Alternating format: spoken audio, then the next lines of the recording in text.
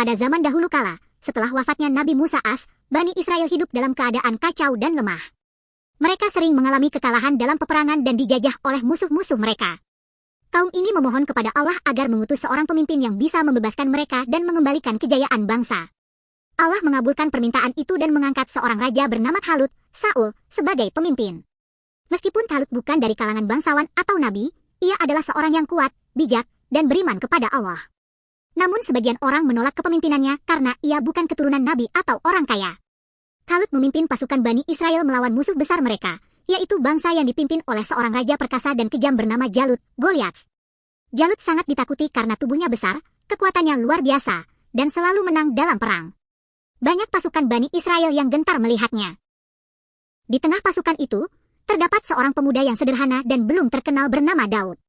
Ia adalah anak dari keluarga biasa dan bekerja sebagai penggembala kambing. Meskipun muda, Daud memiliki iman yang kuat, hati yang bersih, dan kepercayaan penuh kepada Allah. Ketika Talut menawarkan hadiah besar bagi siapapun yang bisa mengalahkan Jalut, tak seorang pun berani.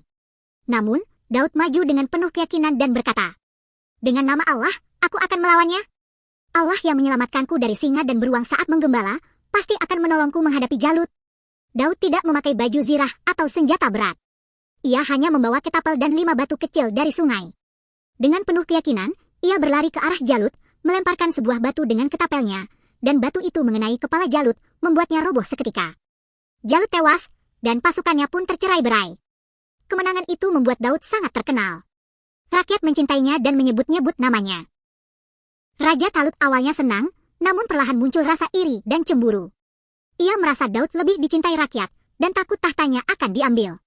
Meskipun demikian, Daud tidak membalas kebencian Talut. Ia tetap rendah hati, taat kepada Allah, dan menjauhi segala fitnah. Akhirnya, setelah Talut wafat dalam perang, rakyat mengangkat Daud sebagai raja. Setelah menjadi raja, Allah mengangkat Daud sebagai nabi dan memberinya kitab suci bernama Zabur. Kitab ini berisi pujian, doa, nasihat, dan zikir. Tidak seperti Taurat atau Injil yang berisi hukum, Zabur lebih banyak berisi syair dan hikmah. Allah memberinya banyak karunia luar biasa. Suara indah dan merdu, Daud sering membaca Zabur dengan suara yang sangat menyentuh hati. Burung-burung pun berhenti terbang dan ikut bernyanyi, dan gunung-gunung bergema mengikuti tasbihnya. Besi lunak di tangannya, Allah melunakkan besi untuknya. Ia membentuk baju besi dan peralatan perang dengan tangannya sendiri, tanpa alat berat. Ilmu pengetahuan dan keadilan, Daud sangat bijaksana dalam memutuskan perkara. Ia selalu mengadili langsung masalah rakyatnya, dan tak pernah menyalahgunakan kekuasaan. Suatu hari, Allah menguji Daud dengan kisah 2 orang yang tiba-tiba memanjat dinding istana dan masuk ke ruang ibadahnya. Mereka berkata, "Saudaraku ini memiliki 99 ekor kambing, sedangkan aku hanya punya 1. Tapi dia ingin mengambil milikku dan memaksaku menyerahkannya." Daud langsung berkata, "Ia telah berlaku zalim terhadapmu." Namun setelah itu, Daud menyadari bahwa ia belum mendengar kedua belah pihak dengan adil, dan terburu-buru memberi keputusan. Ia segera bertaubat, bersujud, dan memohon ampun. Allah menerima taubatnya karena ia adalah hamba yang selalu kembali kepadanya. Kisah ini mengajarkan bahwa bahkan nabi pun bisa diuji, dan seorang pemimpin harus selalu adil dan berhati-hati dalam memutuskan perkara. Meski sibuk memimpin kerajaan, Daud tak pernah melalaikan ibadah. Ia dikenal sebagai ahli puasa. Beliau berpuasa sehari dan berbuka sehari. Nabi Muhammad SAW menyebut ini sebagai puasa yang paling dicintai Allah.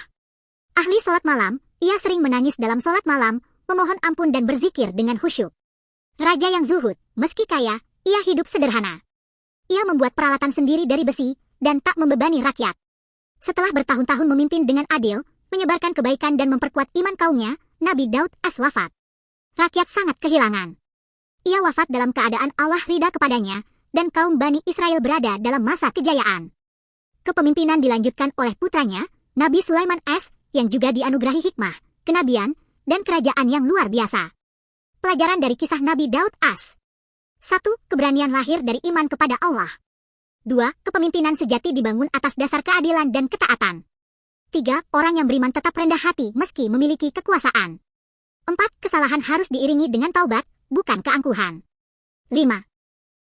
Allah memberi keistimewaan kepada orang yang taat dan sabar.